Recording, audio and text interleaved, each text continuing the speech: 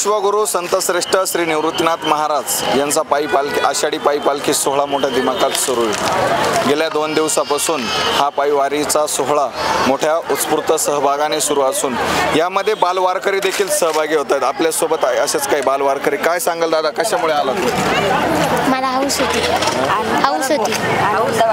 आनंद वाटतो। तुला काय वाटतं वारीत आल्यानंतर? आनंद खूप आनंद वाटतो।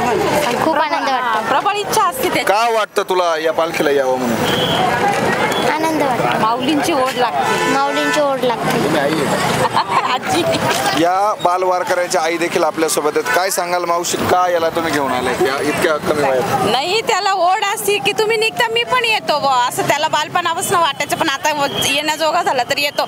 जिथपर्यंत चालवर तिथपर्यंत चालतो, नंतर मग त्याचे पप्पा त्याला घेऊन जातात। असं पूर्ण वारी करतो का तो पंढरपूर? नाही करत। जोपर्यंत थकत नाही तोपर्यंत चालतो। घरी गेल्यावर पण पप्पांना म्हणतो मला नेऊन सोडा असं।